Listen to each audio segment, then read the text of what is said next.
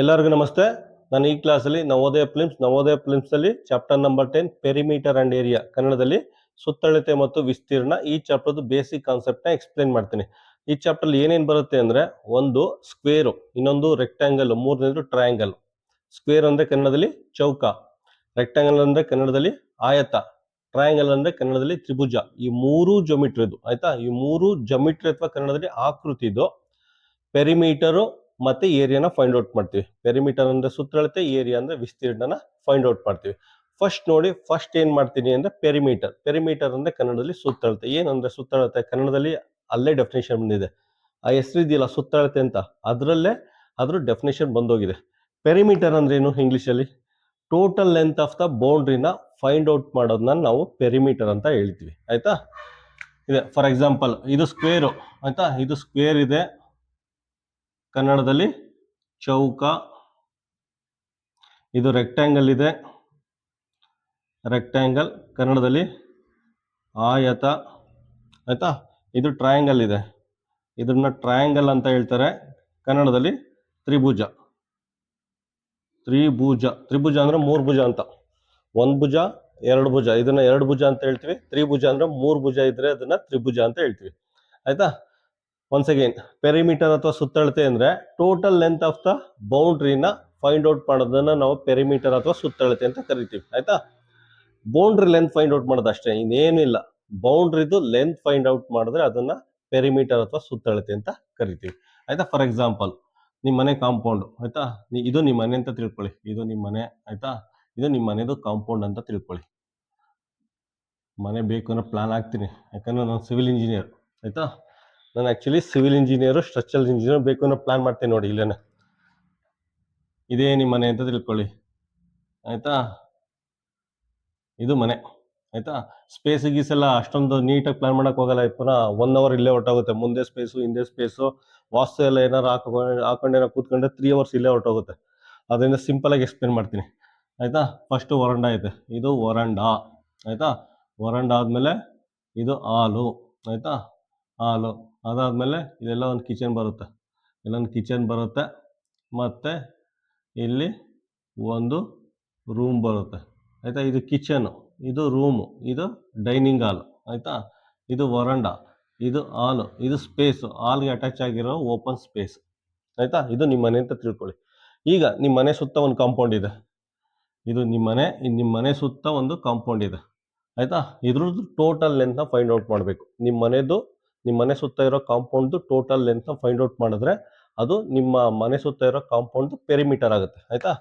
ನಿಮ್ಮ ಮನೆ ಸುತ್ತ ಇರೋ ಕಾಂಪೌಂಡ್ ಪೆರಿಮೀಟರ್ ಆಗುತ್ತೆ. ಯಾವ ರೀತಿ ಮಾಡ್ತೀರಾ? ಇಲ್ಲಿಂದ ಶುರು ಮಾಡಿ ಹಿಂಗ್ ಮೆಜರ್ಮೆಂಟ್ ಮಾಡಿ, ಇಲ್ಲಿ ತನಕ ಮೆಜರ್ ಮಾಡಿ, ಅದಾದ್ಮೇಲೆ ಹಿಂಗ್ ಮೆಜರ್ಮೆಂಟ್ ಮಾಡಿ, ಅದಾದ್ಮೇಲೆ ಹಿಂಗ್ ಮೆಜರ್ಮೆಂಟ್ ಮಾಡಿ, ಅದಾದ್ಮೇಲೆ ಹಿಂಗ್ ಮೆಜರ್ಮೆಂಟ್ ಮಾಡಿ, ವಾಪಸ್ ಇಲ್ಲೇ ಬಂದು ನಿಂತ್ಕೊಳ್ಳಿ ಆಯ್ತಾ. ಒಂದು ರೌಂಡ್ ಸುತ್ತಿದ್ದೀರಾ ಅಷ್ಟೇ, ಕಾಂಪೌಂಡ್ ಸುತ್ತ ಒಂದು ರೌಂಡ್ ಸುತ್ಕೊಂಡು ಬಂದಿದ್ದೀರಾ. ಆ ರೀತಿ ಮೆಜರ್ಮೆಂಟ್ ಮಾಡಿದ್ರೆ ಆ ಕಾಂಪೌಂಡ್ ಟೋಟಲ್ ಬೌಂಡ್ರಿ ಲೆಂತ್ ಸಿಗುತ್ತೆ. ಕಾಂಪೌಂಡ್ ಇದೆಯಲ್ಲ, ಕಾಂಪೌಂಡ್ ಟೋಟಲ್ ಬೌಂಡ್ರಿ ಲೆಂತ್ ಸಿಗುತ್ತೆ. ಅದನ್ನ ಪೆರಿಮೀಟರ್ ಅಂತ ಕರಿತೀವಿ, ಕನ್ನಡದಲ್ಲಿ ಸುತ್ತಳತೆ ಅಂತ ಕರಿತೀವಿ. ಫಾರ್ ಎಕ್ಸಾಂಪಲ್ ರೆಕ್ಟ್ಯಾಂಗಲ್ ಅಂತ ತಿಳ್ಕೊಳ್ಳಿ. ರೆಕ್ಟ್ಯಾಂಗಲ್ ಪ್ಲಾಟ್ ಇದೆ ಅಂತ ತಿಳ್ಕೊಳ್ಳಿ. ಪ್ಲಾಟ್ ಅಂದ್ರೆ ಹೊಲ, ಗದ್ದೆ ಏನಾರಾಗಿರ್ಬೋದು, ಖಾಲಿ ಜಾಗ ಆಯ್ತಾ. ಇದ್ರ ಪೆರಿಮೀಟರ್ ಫೈಂಡ್ ಔಟ್ ಮಾಡಿ ಅಂದ್ರೆ ಅಷ್ಟೇನೆ, ಹಿಂಗೆ ಒಂದು ರೌಂಡ್ ಸುತ್ಕೊ ಬನ್ನಿ, ಹಿಂಗೋಗಿ ಪುನಃ ಹಿಂಗೆ ಬನ್ನಿ, ವಾಪಸ್ ಅದೇ ಜಾಗಕ್ಕೆ ಬಂದು ನಿಂತ್ಕೊಂಡ್ರೆ ಅದು ಪೆರಿಮೀಟರ್ ಸುತ್ತಳತೆ ಸಿಗುತ್ತೆ. ಶೇಪ್ ಯಾವ ರೀತಿನಾರ ಇರಲಿ, ಶೇಪ್ ಯಾವ ರೀತಿನಾರ ಇರಲಿ, ಒಂದು ರೌಂಡ್ ಸುತ್ಕೊಬಂದು ವಾಪಸ್ ಅದೇ ಜಾಗಕ್ಕೆ ಬಂದರೆ ಅದ್ರ ಪೆರಿಮೀಟರ್ ಅಥವಾ ಕನ್ನಡದಲ್ಲಿ ಅದ್ರ ಸುತ್ತಳತೆ ಸಿಗುತ್ತೆ. ರೆಕ್ಟ್ಯಾಂಗಲ್ ಅಷ್ಟೇ, ಶೇಪ್ ಹೆಂಗಾರ ಇರಲಿ, ಒಂದು ರೌಂಡು ಹಿಂಗೆ ಸುತ್ಕೊಂಡು ಎಲ್ಲಿಂದ ಶುರು ಮಾಡ್ತೀರಾ ವಾಪಸ್ ಅಲ್ಲೇ ಬಂದು ನಿಂತ್ಕೊಂಡ್ರೆ ಆಯ್ತಾ, ಆ ಜಾಮಿಟ್ರಿದು ಪೆರಿಮೀಟರ್ ಅಥವಾ ಸುತ್ತಳತೆ ಸಿಗುತ್ತೆ ಅಷ್ಟೇ, ಇನ್ನೇನಿಲ್ಲ. ಅದು ಹೆಂಗಾರ ಇರಲಿ, ಜಾಮಿಟ್ರಿ ಅದು ಹಿಂಗಾರ ಇರಲಿ ಆಯ್ತಾ. ಇದು ಯಾವುದು ಶೇಪ್ ಅಂತಾನೆ ಗೊತ್ತಿಲ್ಲ, ಯಾವ ಶೇಪ್ ಅಂತಾನೆ ಗೊತ್ತಿಲ್ಲ. ಇದು ಅಷ್ಟೇ, ಇದ್ರ ಪೆರಿಮೀಟರ್ ಸುತ್ತಳತೆ ಏನಾದ್ರು ಕೇಳಿದ್ರೆ ಯಾವ್ದಾರ ಒಂದು ಜಾಗದಲ್ಲಿ ಶುರು ಮಾಡಿ ಒಂದು ರೌಂಡ್ ಸುತ್ಕೊ ಬನ್ನಿ. ಒಂದು ರೌಂಡ್ ಬೀದಿ ಸುತ್ಕೊ ಬರ್ತಿರಲ್ಲ ಊರಲ್ಲಿ, ಸೈಕಲ್ ಹೊಡ್ಕೊಂಡು ಬೀದಿ ಸುತ್ಕೊ ಬರ್ತಿರೋ ಆ ರೀತಿ ಬೀದಿ ಸುತ್ಕೊಂಡು ವಾಪಸ್ ನಿಮ್ಮ ಮನೆ ಹತ್ರ ಬಂದರೆ ಅದ್ರ ಪೆರಿಮೀಟರ್ ಅಥವಾ ಸುತ್ತಳತೆ ಸಿಗುತ್ತೆ ಆಯ್ತಾ. ಈ ರೀತಿ ನೆನ್ಪಿಟ್ಕೊಳ್ಳಿ. ಅದನ್ನು ವಿತ್ ಫಿಗರ್ ಎಕ್ಸ್ಪ್ಲೇನ್ ಮಾಡ್ತೀನಿ ಆಯ್ತಾ. ಪ್ರತಿಯೊಂದು ಜೊಮೆಟ್ರಿಗೂ ಯಾವ ರೀತಿ ಅದ್ರ ಯೂನಿಟ್ ಏನು ಬರುತ್ತೆ. ಪೆರಿಮೀಟರ್ ಅಂದರೆ ಮೀಟರ್, ಸಾಮಾನ್ಯವಾಗಿ ಮೀಟರು, ಸೆಂಟಿಮೀಟರು ಅಥವಾ ಮಿಲಿಮೀಟರ್ ಬರುತ್ತೆ. ಅದನ್ನು ಯಾವ ರೀತಿ ಫೈಂಡ್ ಔಟ್ ಮಾಡೋದು ಎಕ್ಸಾಂಪಲ್ ತಗೊಂಡು ಎಕ್ಸ್ಪ್ಲೇನ್ ಮಾಡ್ತೀನಿ. ನೆಕ್ಸ್ಟ್ ನೋಡಿ, ನೆಕ್ಸ್ಟ್ ಏರಿಯಾ. ಏರಿಯಾ ಅಂದ್ರೆ ಕನ್ನಡದಲ್ಲಿ ವಿಸ್ತೀರ್ಣ. ಏನು ಏರಿಯಾ ಅಂದ್ರೆ? ಮೆಜರ್ ಆಫ್ ಸ್ಪೇಸ್ ನ ನಾವು ಏರಿಯಾ ಅಂತ ಕರಿತೀವಿ. ಕನ್ನಡದಲ್ಲಿ ಯಾವ್ದಾರ ಒಂದು ಜಾಗನ ಅಳತೆ ಮಾಡಿದ್ರೆ ಅದನ್ನ ವಿಸ್ತೀರ್ಣ ಅಂತ ಕರಿತೀವಿ. ನೋಡಿ, ಫಾರ್ ಎಕ್ಸಾಂಪಲ್, ಆಯ್ತಾ, ಇದೆ ನಿಮ್ಮ ಮನೆದು ಪ್ಲಾಟ್, ಆಯ್ತಾ, ಇದು ನಿಮ್ಮ ಮನೆ ಕಾಂಪೌಂಡ್ ಅಂತ ತಿಳ್ಕೊಳ್ಳಿ. ಈ ಒಳಗಡೆ ಇದೆಯಲ್ಲ, ಈ ಬೌಂಡ್ರಿ ಒಳಗಡೆ ಇದೆಯಲ್ಲ, ಈ ಸ್ಪೇಸ್ ನ ಮೆಜರ್ ಮಾಡಿದ್ರೆ ನಾವು ಅದನ್ನ ವಿಸ್ತೀರ್ಣ ಅಂತ ಕರಿತೀವಿ. Measure of space inside the enclosed area, ಆಯ್ತಾ. ಮೆಜರ್ ಆಫ್ ಸ್ಪೇಸ್ ಅದನ್ನ ಏರಿಯಾ ಅಂತ ಕರಿತೀವಿ. ಅಥವಾ ಕನ್ನಡದಲ್ಲಿ ಈ ಜಾಗನ ಅಳತೆ ಮಾಡೋದನ್ನ, ಆಯ್ತಾ, ಈ ಜಾಗ ಇದೆಯಲ್ಲ, ಈ ಜಾಗನ ಅಳತೆ ಮಾಡೋದನ್ನ ನಾವು ವಿಸ್ತೀರ್ಣ ಅಂತ ಕರಿತೀವಿ. ಆಯ್ತಾ, ಆ ಬೌಂಡ್ರಿ ಒಳಗಡೆ ಇದೆಯಲ್ಲ, ಈ ಬೌಂಡ್ರಿ ಒಳಗಡೆ ಇರೋ ಜಾಗನ ಅಳತೆ ಮಾಡೋದನ್ನ ನಾವು ವಿಸ್ತೀರ್ಣ ಅಂತ ಕರಿತೀವಿ. ರೆಕ್ಟಾಂಗಲ್ಗೂ ಅಷ್ಟೇನೆ, measure of space inside the enclosed area. ಈ ಬೌಂಡ್ರಿ ಒಳಗಡೆ ಇರೋ ಜಾಗನ ಅಳತೆ ಮಾಡಿದ್ರೆ ಅದನ್ನ ನಾವು ಏರಿಯಾ ಅಂತ ಕರಿತೀವಿ. ಇಷ್ಟು ಜಾಗನ ಅಳತೆ ಮಾಡಿದ್ರೆ ನಾವು ಅದು ಏರಿಯಾ ಅಂತ ಕರಿತೀವಿ. ಟ್ರಯಾಂಗಲ್ ಅಷ್ಟೇನೆ, ಈ ಬೌಂಡ್ರಿ ಇದೆಯಲ್ಲ, ಇದು ಬೌಂಡ್ರಿ, ಈ ಪೆರಿಮೀಟರ್ ಒಳಗಡೆ ಇರೋದು ಅಂದ್ರೆ ಇನ್ನೂ ನೀಟಾಗಿ ಬರ್ತದೆ ನೋಡಿ. ಈ ಪೆರಿಮೀಟರ್ ಒಳಗಡೆ ಇರೋ ಏರಿಯಾನ ಮೆಜರ್ ಮಾಡಿದ್ರೆ ಅದನ್ನ ಏರಿಯಾ ಅಥವಾ ವಿಸ್ತೀರ್ಣ ಅಂತ ಹೇಳ್ತೀವಿ. ಇದು ಆಕ್ಚುಯಲ್ ಡೆಫಿನೇಷನ್, ಆಯ್ತಾ. ಇದು ಆಕ್ಚುಯಲ್ ಡೆಫಿನೇಷನ್. ಇವತ್ತು ನಿಮ್ಗೆ ಯಾವ ಟೆಕ್ಸ್ಟ್ ಬುಕ್ ಅಲ್ಲಿ ಹುಡುಕರು ಸಿಗಲ್ಲ, ಇಷ್ಟೊಂದು ಕ್ಲಾರಿಟಿಯಾಗಿ ಯಾವ ಟೆಕ್ಸ್ಟ್ ಬುಕ್ ಅಲ್ಲಿ ಹುಡುಕರು ಸಿಗಲ್ಲ. ಆಕ್ಚುಲಿ ಇದು ನನಗೆ ಈಗ ಎಕ್ಸ್ಪ್ಲೈನ್ ಮಾಡ್ತಾ ಇರುವಾಗ ಬಾಯಿಗೆ ಬಂದದ್ದು, ಅದು ಆಟೋಮೆಟಿಕಲಿ ಇದನ್ನ ಎಕ್ಸ್ಪ್ಲೈನ್ ಮಾಡ್ಬೇಕಾದ್ರೆ ಆಟೋಮೆಟಿಕಾಗಿ ಬಾಯಿಗೆ ಬಂದದ್ದು, ಆಯ್ತಾ. ಏನದು? ಈ ಪೆರಿಮೀಟರ್ ಒಳಗಡೆ ಇರೋ ಏರಿಯಾನ ಮೆಜರ್ ಮಾಡೋದನ್ನ ನಾವು ಏನಂತೀವಿ? ಏರಿಯಾ ಅಂತ ಕರಿತೀವಿ. ಈ ಬೌಂಡ್ರಿ ಇದೆಯಲ್ಲ, ಈ ಪೆರಿಮೀಟರ್ ಒಳಗಡೆ ಇರೋ ಸ್ಪೇಸ್ ನ ಮೆಜರ್ ಮಾಡೋದನ್ನ ನಾವು ಏರಿಯಾ ಅಥವಾ ವಿಸ್ತೀರ್ಣ ಅಂತ ಕರಿತೀವಿ ಅಷ್ಟೇ. ನೆಕ್ಸ್ಟ್ ನೋಡಿ, ಪೆರಿಮೀಟರ್ ಮತ್ತೆ ಏರಿಯಾ, ಸುತ್ತಳತೆ ಮತ್ತು ವಿಸ್ತೀರ್ಣ. ಇದನ್ನ ಒಂದೇ ಫಿಗರ್ ತಗೊಂಡು ಎಕ್ಸ್ಪ್ಲೇನ್ ಮಾಡ್ತೀನಿ. ಪೆರಿಮೀಟರ್ ಅಂದ್ರೆ ಏನು, ಏರಿಯಾ ಅಂದ್ರೆ ಏನು, ಆಯ್ತಾ, ಸುತ್ತಳತೆ ಅಂದ್ರೆ ಏನು, ವಿಸ್ತೀರ್ಣ ಅಂದ್ರೆ ಏನು, ಆಯ್ತಾ. ಒಂದೇ ಫಿಗರ್ ತಗೊಂಡು ಎರಡರ ನಡುವೆ ಇರುವ ವ್ಯತ್ಯಾಸ, ಎರಡರ ನಡುವೆ ಇರುವ ಡಿಫರೆನ್ಸ್ ನ ಎಕ್ಸ್ಪ್ಲೇನ್ ಮಾಡ್ತೀನಿ ನೋಡಿ, ಆಯ್ತಾ. ಒಂದು ಸ್ಕ್ವೇರ್ ತಗೊಂಡಿದ್ದೀನಿ. ಪೆರಿಮೀಟರ್ ಅಂದ್ರೆ ಏನು ಆಲ್ರೆಡಿ ಗೊತ್ತಿದೆ ನಿಮ್ಗೆ, ಇನ್ನೊಂದ್ಸಲ ಎಕ್ಸ್ಪ್ಲೇನ್ ಮಾಡ್ತಾ ಇದ್ದೀನಿ ಅಷ್ಟೇ. ಪೆರಿಮೀಟರ್ ಅಂದ್ರೆ ಈ ಬೌಂಡ್ರಿದು ಟೋಟಲ್ ಲೆಂತ್ ನ ಫೈಂಡ್ ಔಟ್ ಮಾಡಿದ್ರೆ ಅದನ್ನ ಪೆರಿಮೀಟರ್ ಅಂತ ಹೇಳ್ತೀವಿ. ಈ ಬೌಂಡ್ರಿ ಇದೆಯಲ್ಲ, ಈ ಬೌಂಡ್ರಿದು ಟೋಟಲ್ ಲೆಂತ್ ನ ನಾವು ಅಳತೆ ಮಾಡಿದ್ರೆ ಅದನ್ನ ಪೆರಿಮೀಟರ್ ಅಂತ ಕರಿತೇವೆ.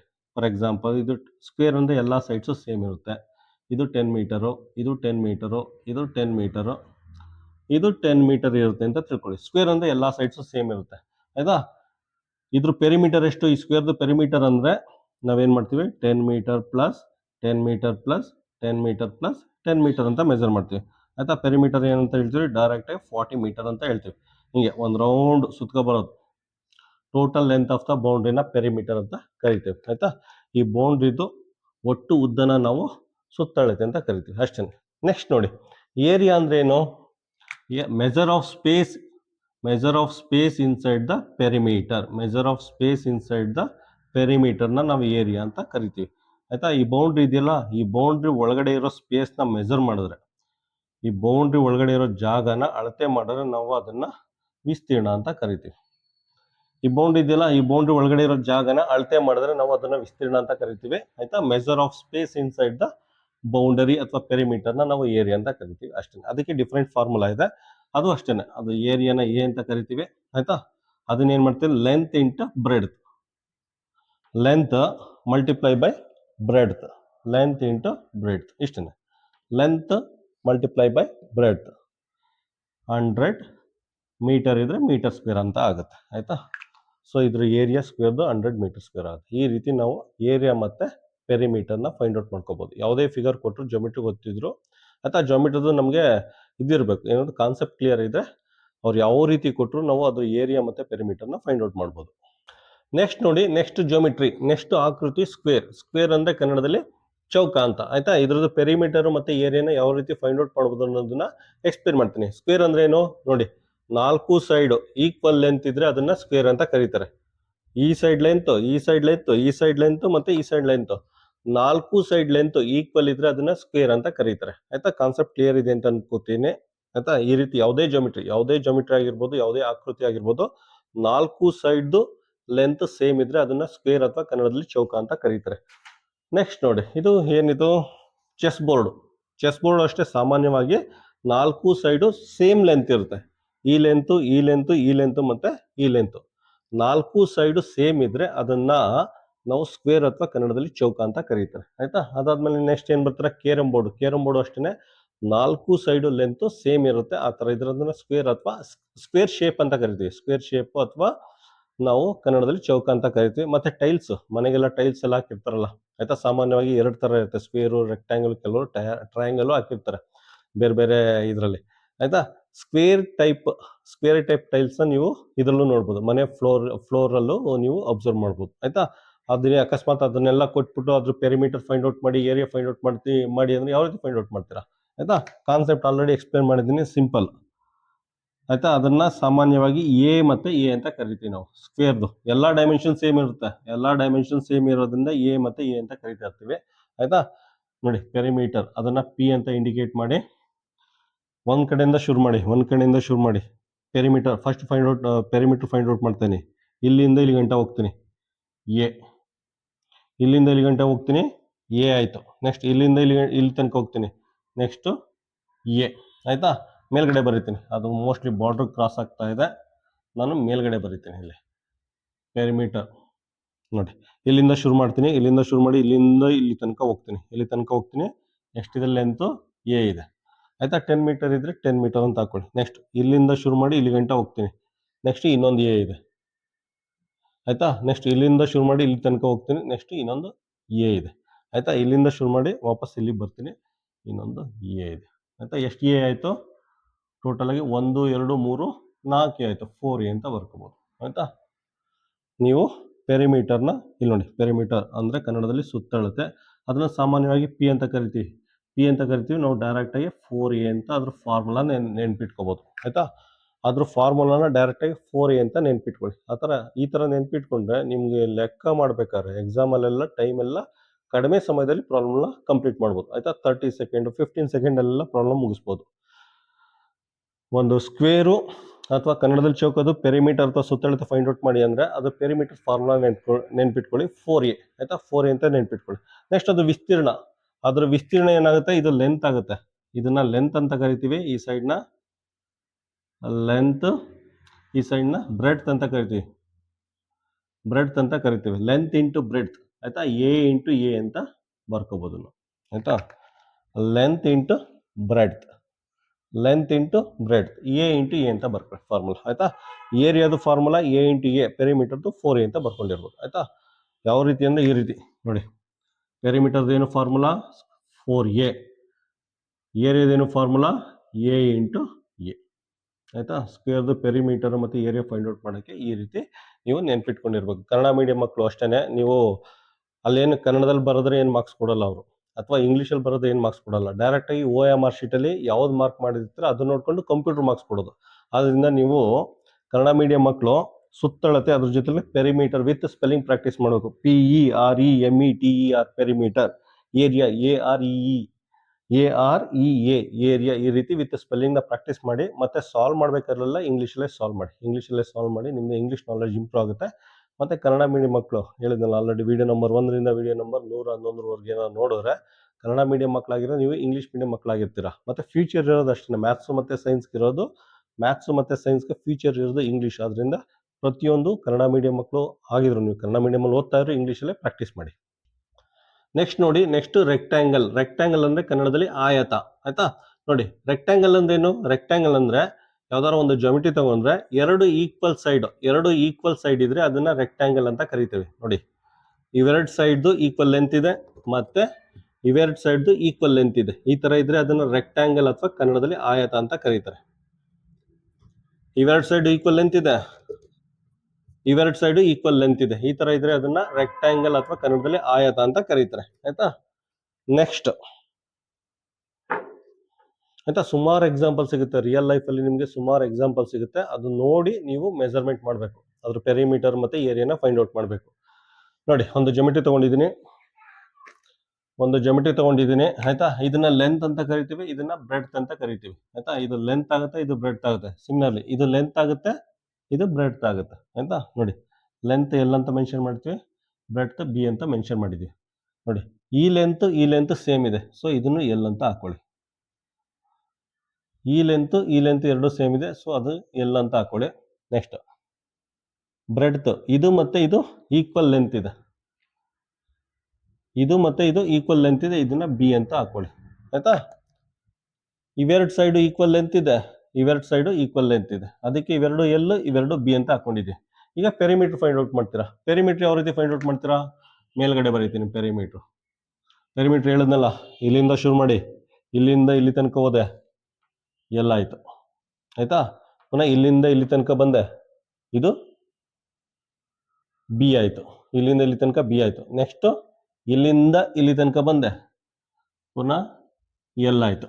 ಆಯ್ತಾ? ಪುನಃ ಇಲ್ಲಿಂದ ಇಲ್ಲಿ ತನಕ ಬಂದೆ, ಪುನಃ ಬಿ ಆಯ್ತು.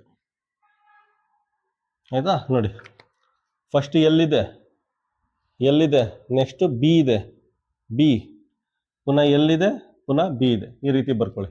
ಇಲ್ಲಿ ನೋಡಿ, ಎಲ್ ಇಲ್ಲೊಂದಿದೆ, ಇಲ್ಲೊಂದಿದೆ, ನಾವು 2L ಅಂತ ಬರ್ಕೋಬಹುದು.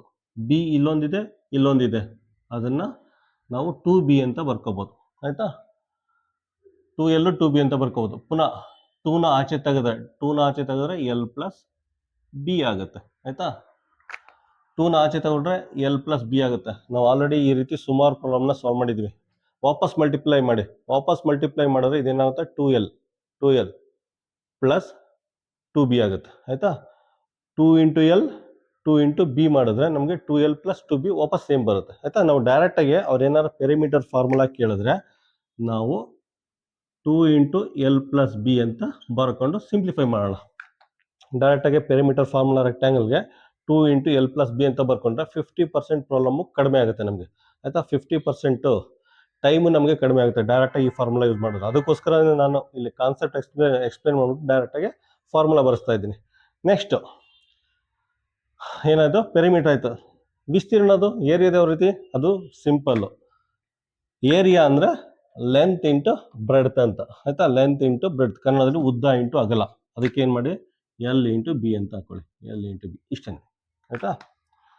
ಲೆಂತ್ ಇಂಟು ಬ್ರೆಡ್ತ್, ಉದ್ದ ಇಂಟು ಅಗಲ. ಲೆಂತ್ ಇಂಟು ಬ್ರೆಡ್ತ್ ಅಥವಾ ಉದ್ದ ಇಂಟು ಅಗಲ. ಆಯ್ತಾ? ಈ ರೀತಿ ನೀವು ನೆನ್ಪಿಟ್ಕೊಂಡಿರ್ಬೇಕು.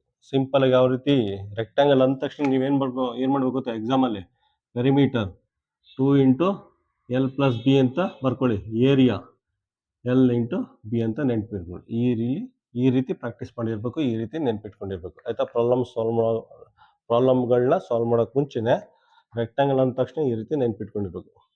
ಪೆರಿಮೀಟರ್ ಅಂದರೆ 2 into L plus B, area ಅಂದರೆ ಎಲ್ ಇಂಟು ಬಿ. ಈ ಥರ ಮಾಡಿದ್ರೆ ಹೇಳಿದಲ್ಲ 50% ಸ್ಟ್ರೆಸ್ ಕಡಿಮೆ ಆಗುತ್ತೆ, 50% ಟೈಮ್ ಉಳಿಯುತ್ತೆ ನಮಗೆ. ಆಯಿತಾ? ನೆಕ್ಸ್ಟ್ ಎಕ್ಸ್ಪ್ಲೇನ್ ಮಾಡ್ತೀನಿ, ಟ್ರಯಾಂಗಲ್ ಬಗ್ಗೆ ಎಕ್ಸ್ಪ್ಲೇನ್ ಮಾಡ್ತೀನಿ. ನೆಕ್ಸ್ಟ್ ನೋಡಿ, ನೆಕ್ಸ್ಟ್ ಜಿಯೋಮೆಟ್ರಿ ಟ್ರಯಾಂಗಲ್ ಅಂದರೆ ಕನ್ನಡದಲ್ಲಿ ತ್ರಿಭುಜ ಅಂತ ಕರೀತಾರೆ. ಈ ಟ್ರಯಾಂಗಲ್ ಅಥವಾ ತ್ರಿಭುಜದ್ದು ಪೆರಿಮೀಟರ್ ಮತ್ತೆ ಏರಿಯಾನ ಯಾವ ರೀತಿ ಫೈಂಡ್ ಔಟ್ ಮಾಡ್ಬೋದು ಅನ್ನೋದನ್ನ ಎಕ್ಸ್ಪ್ಲೇನ್ ಮಾಡ್ತೀನಿ. ಇಲ್ಲಿ ನೋಡಿ, ಟ್ರಯಾಂಗಲ್, ಇದು ಟ್ರಯಾಂಗಲ್. ಆಯ್ತಾ? ಟ್ರಯಾಂಗಲ್ ಸಾಮಾನ್ಯವಾಗಿ ನಾವು ಓದೋ ಎಕ್ಸಾಮ್ ಅಲ್ಲಿ ರೈಟ್ ಆಂಗಲ್ ಟ್ರಯಾಂಗಲ್ದು ಮಾತ್ರ ಪೆರಿಮೀಟರ್ ಮತ್ತೆ ವಿಸ್ತೀರ್ಣನ ಕೇಳ್ತಾರೆ. ಯಾಕಂದ್ರೆ ಸಿಲೆಬಸ್ ಅಲ್ಲಿ ಕೊಟ್ಟಿರೋದೇ ಹಾಗೆ, ರೈಟ್ ಆಂಗಲ್ ಟ್ರಯಾಂಗಲ್ ಅಥವಾ part of the right angle ಟ್ರಯಾಂಗಲ್ದು ಏರಿಯಾ ಮತ್ತೆ ವಿಸ್ತೀರ್ಣನ ಫೈಂಡ್ ಔಟ್ ಮಾಡಿ ಅಂತ ಕೇಳ್ಬೋದು, ಅಥವಾ ಪೆರಿಮೀಟರ್ ಅಥವಾ ಸುತ್ತಳತೆನ ಫೈಂಡ್ ಔಟ್ ಮಾಡಿ ಅಂತ ಕೇಳ್ಬೋದು. ಆಯ್ತಾ? ನೋಡಿ, ರೈಟ್ ಆಂಗಲ್ ಟ್ರಯಾಂಗಲ್ ಅಂದ್ರೆ ಏನು, ಲಂಬಕೋನ ತ್ರಿಭುಜ ಅಂದ್ರೆ ನೋಡಿ, ಈ ಲೈನು ಮತ್ತೆ ಈ ಲೈನು ಇವೆರಡರ ನಡುವೆ ಆಂಗಲ್ 90 ಡಿಗ್ರಿ ಇದ್ರೆ ಅದನ್ನ ಲಂಬಕೋನ ತ್ರಿಭುಜ ಅಂತ ಕರೀತಾರೆ. ಆಯ್ತಾ? ಈ ಲೈನು ಮತ್ತೆ ಈ ಲೈನು ಇವೆರಡರ ನಡುವೆ ಆಂಗಲ್ 90 ಡಿಗ್ರಿ ಇದ್ರೆ ಅದನ್ನ ಲಂಬಕೋನ ತ್ರಿಭುಜ ಅಂತ ಕರೀತಾರೆ. ನೋಡಿ, ಇದು ರೈಟ್ ಆಂಗಲ್ ಟ್ರಯಾಂಗಲ್. ಆಯ್ತಾ? ಇದು ಎಕ್ಸಾಕ್ಟ್ ವರ್ಟಿಕಲ್ ಇರುತ್ತೆ, ಇದು ಎಕ್ಸಾಕ್ಟ್ ಹಾರಿಜಾಂಟಲ್ ಇರುತ್ತೆ. ಇವೆರಡರ ಮಧ್ಯೆ ಇರೋ ಆಂಗಲ್ನ 90 ಡಿಗ್ರಿ ಅಂತ ಕರೀತಾರೆ. ಯಾವ ರೀತಿ ಐಡೆಂಟಿಫೈ ಮಾಡ್ತೀರಾ ಲಂಬಕೋನ ತ್ರಿಭುಜ ಅಥವಾ ರೈಟ್ ಆಂಗಲ್ ಟ್ರಯಾಂಗಲ್ನ? ನೋಡಿ, ಇದು ಎಕ್ಸಾಕ್ಟ್ ವರ್ಟಿಕಲ್ ಇರುತ್ತೆ. ಆಯ್ತಾ? ಎಕ್ಸಾಕ್ಟ್ ವರ್ಟಿಕಲ್ ಇರುತ್ತೆ, ಇದು ಎಕ್ಸಾಕ್ಟ್ ಹಾರಿಜಾಂಟಲ್ ಇರುತ್ತೆ. ಆಯ್ತಾ? ಆ ತರ ಇದ್ರೆ ಇಲ್ಲಿ ಆಂಗಲ್ 90 ಡಿಗ್ರಿ ಇರುತ್ತೆ. ಆ ರೀತಿ ಇದ್ರೆ ಟ್ರಯಾಂಗಲ್ನ ರೈಟ್ ಆಂಗಲ್ ಟ್ರಯಾಂಗಲ್ ಅಥವಾ ಲಂಬಕೋನ ತ್ರಿಭುಜ ಅಂತ ಕರೀತಾರೆ. ಇದು ನೋಡಿ, ಸೇಮ್ ಇದೇ ತರ ಇದೆ. ಎಕ್ಸಾಕ್ಟ್ ಹಾರಿಜಾಂಟಲ್ ಡೈರೆಕ್ಷನ್ ಇದೆ, ಇದು ಎಕ್ಸಾಕ್ಟ್ ವರ್ಟಿಕಲ್ ಡೈರೆಕ್ಷನ್ ಇದೆ. ಇವೆರಡು ಲೈನ್ ಮೀಟ್ ಆದ್ರೆ ಇಲ್ಲಿ 90 ಡಿಗ್ರಿ ಆಂಗಲ್ ಬರುತ್ತೆ. ಆ ತರ ಇದ್ರೆ ಅದನ್ನ ರೈಟ್ ಆಂಗಲ್ ಟ್ರಯಾಂಗಲ್ ಅಥವಾ ಲಂಬಕೋನ ತ್ರಿಭುಜ ಅಂತ ಕರೀತಾರೆ. ಆಯ್ತಾ?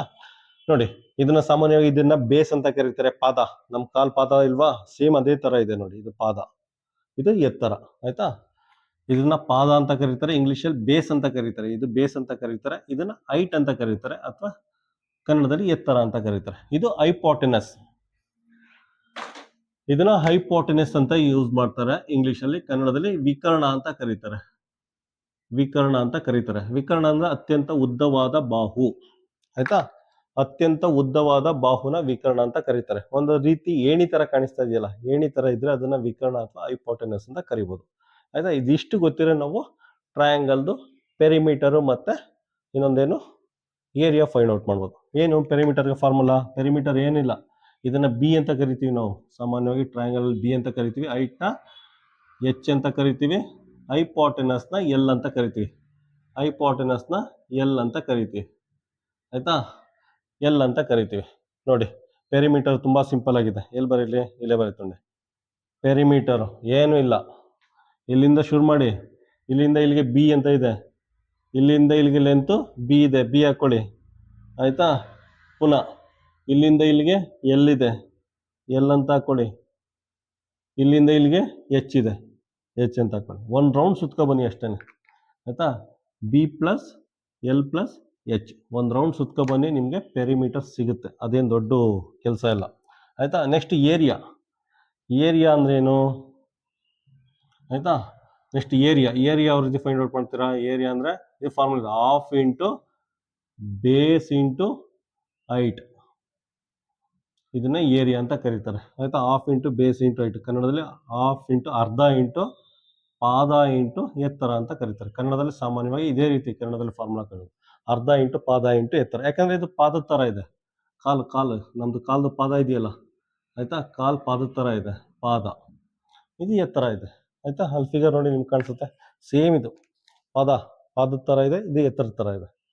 ಅರ್ಧ ಇಂಟು ಪಾದ ಇಂಟು ಎತ್ತರ ಅಂತ ಕರೀತಾರೆ. ಹಾಫ್ ಇಂಟು ಪಾದ ಅಂದ್ರೆ ಬೇಸ್ ಅಂದ್ರೆ B, half into base into height, H ಅಂದ್ರೆ ಹೈಟ್. ಈ ರೀತಿ ನೆನ್ಪಿಟ್ಕೋಬಹುದು ಆಯ್ತಾ.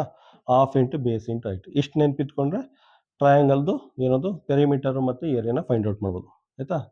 Half into B into H, ಈ ರೀತಿ ನೆನ್ಪಿಟ್ಕೊಳ್ಳಿ ಆಯ್ತಾ ಫಾರ್ಮುಲಾನ. ಅದು ಬಿಡಿ, ಪೆರಿಮೀಟರ್ ನೆನ್ಪಿಟ್ಕೊಳ್ಳಿಲ್ಲ ಅಂದ್ರೆ ಆಗುತ್ತೆ, ನಾವು ಡೈರೆಕ್ಟ್ ಒಂದು ರೌಂಡ್ ಸುತ್ಕೊ ಬರೋಣ, ಪೆರಿಮೀಟರ್ ಸಿಗುತ್ತೆ. ಏರಿಯಾ ಮಾತ್ರ ನೆನ್ಪಿಟ್ಕೋಬೇಕಾಗುತ್ತೆ, half into base into height ಆಯ್ತಾ. ಈ ರೀತಿ ನೀವು ನೆನ್ಪಿಟ್ಕೊಂಡು ಯಾವುದೇ ಕ್ವಶನ್ ಕೊಟ್ಟು ಸಾಲ್ವ್ ಮಾಡಿ. ನೆಕ್ಸ್ಟ್ ನೋಡಿ, ಲಂಬಕೋನ ತ್ರಿಭುಜ ಅಥವಾ ರೈಟ್ ಆಂಗಲ್ ಟ್ರಯಾಂಗಲ್ ಅಲ್ಲಿ ಸಪೋಸ್ ಅವ್ರೇನಾರ ಎರಡು ಲೆಂತ್ ಕೊಟ್ಬಿಟ್ಟು ಇನ್ನೊಂದನ್ನ ಫೈಂಡ್ ಔಟ್ ಮಾಡಿ ಅಂತ ಏನಾರ ಕೇಳಿದ್ರೆ ಆಯ್ತಾ, ಇವೆರಡು ಲೆಂತ್ ಕೊಟ್ಬಿಟ್ಟು ಇದನ್ನ ಫೈಂಡ್ ಔಟ್ ಮಾಡಿ, ಅಥವಾ ಇವೆರಡು ಲೆಂತ್ ಕೊಟ್ಬಿಟ್ಟು ಇದನ್ನ ಫೈಂಡ್ ಔಟ್ ಮಾಡಿ, ಅಥವಾ ಇವೆರಡು ಲೆಂತ್ ಕೊಟ್ಬಿಟ್ಟು ಇದನ್ನ ಫೈಂಡ್ ಔಟ್ ಮಾಡಿ ಅಂತ ಏನಾರ ಕೇಳಿದ್ರೆ ಆಗ ಈ ಫಾರ್ಮುಲಾ ಯೂಸ್ ಮಾಡಬೇಕಾಗುತ್ತೆ. L square is equal to B square plus H square. ಈ ಫಾರ್ಮುಲಾ ನೆನ್ಪಿಟ್ಕೊಳ್ಳಿ ಆಯ್ತಾ. ಇದೊಂದು ಫಾರ್ಮುಲಾ ಎಕ್ಸ್ಟ್ರಾ ನೆನ್ಪಿಟ್ಕೋಬೇಕು ಆಯ್ತಾ. ಇದರಲ್ಲಿ ಯಾವುದೋ ಎರಡು ಡೈಮೆನ್ಷನ್ ಕೊಟ್ಬಿಟ್ಟು ಇನ್ನೊಂದನ್ನ ಫೈಂಡ್ ಔಟ್ ಮಾಡಿ ಅಂತ ಕೇಳಿದಾಗ ಈ ಫಾರ್ಮುಲಾ ಯೂಸ್ ಮಾಡಿ ನಾವು ಫೈಂಡ್ ಔಟ್ ಮಾಡ್ಕೋಬಹುದು. ಅದಕ್ಕೋಸ್ಕರ ಇದನ್ನ ನೆನ್ಪಿಟ್ಕೊಳ್ಳಿ. L square is equal to B square plus H square, ಇದೊಂದು ನೆನ್ಪಿಟ್ಕೊಳ್ಳಿ.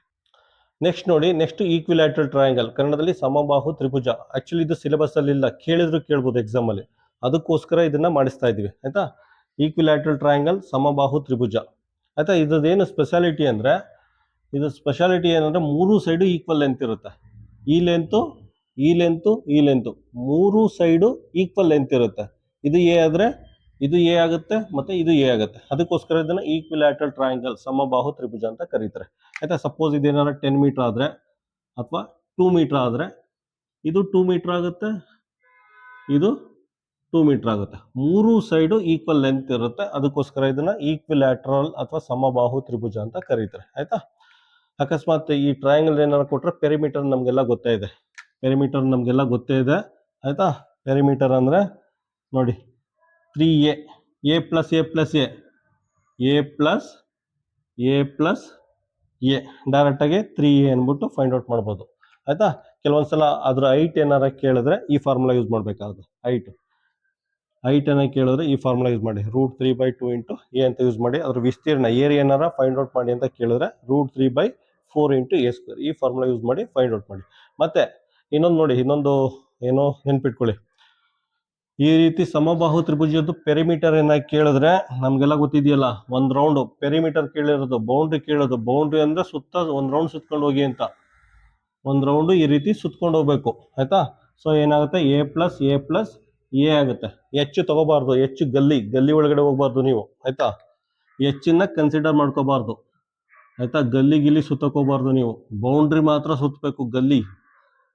ಗಿಲ್ಲಿ ಸಂಧಿ ಪಂದಿ ಎಲ್ಲ ನುಗ್ಗೋಕೋಬಾರ್ದು. ಪೆರಿಮೀಟರ್ ಅಂದ್ರೆ ಜಸ್ಟ್ ಬೌಂಡ್ರಿನ ಒಂದ್ ರೌಂಡ್ ಸುತ್ಕೊಂಡು ಬರ್ಬೇಕು, ಅರ್ಥ ಆಯ್ತಾ. ಇದೊಂದು ನೆನ್ಪಿಟ್ಕೊಳ್ಳಿ. ಸ್ವಲ್ಪ ಮಕ್ಳು ಏನ್ ಮಾಡ್ತಾರೆ ಗೊತ್ತಾ, ಹಿಂಗ್ ಹೋಗಿ ವಾಪಸ್ ಹಿಂಗ್ ಬಂದು ಹಿಂಗ್ ಬರ್ತಾರೆ.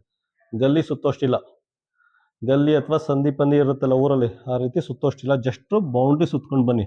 ಪೆರಿಮೀಟರ್ ಅಂದ್ರೆ ಅಷ್ಟೇ, ಬೌಂಡ್ರಿದು ಲೆಂತ್ ನ ಫೈಂಡ್ ಔಟ್ ಮಾಡಬೇಕು. ಸೊ ಬೌಂಡ್ರಿ ಸುತ್ಕೊ ಬನ್ನಿ ಆಯ್ತಾ.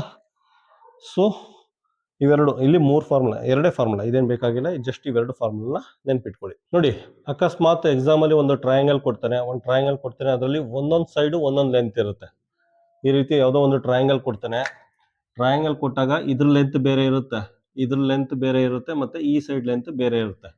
ಎದು ಲೆಂತ್ ಡಿಫ್ರೆಂಟ್ ಇರುತ್ತೆ, ಬಿದು ಲೆಂತ್ ಡಿಫ್ರೆಂಟ್ ಇರುತ್ತೆ, ಸಿ ಲೆಂತ್ ಡಿಫ್ರೆಂಟ್ ಇರುತ್ತೆ. ಆ ರೀತಿ 3 ಡೈಮೆನ್ಷನ್ ಬೇರೆ ಬೇರೆ ತರ ಇದ್ದಾಗ ಅದ್ರ ಏರಿಯಾನ ಫೈಂಡ್ ಔಟ್ ಮಾಡಿ ಅಂದ್ರೆ ಈ ಫಾರ್ಮುಲಾ ಯೂಸ್ ಮಾಡಬೇಕಾಗುತ್ತೆ. ಆಯ್ತಾ? ಈ formula S into S minus A into S minus B into S minus C, ಈ ಫಾರ್ಮುಲಾ ಯೂಸ್ ಮಾಡಿ ಅದ್ರ ಏರಿಯಾನ ಫೈಂಡ್ ಔಟ್ ಮಾಡಿ. ಮತ್ತೆ ಎಸ್ ಅಂದ್ರೆ ಏನು? ಎಸ್ ಅಂದ್ರೆ ಸೆಮಿ ಪೆರಿಮೀಟರ್ ಅಂತ. ಎಸ್ ಅಂದ್ರೆ ಸೆಮಿ ಪೆರಿಮೀಟರ್ ಅಂತ.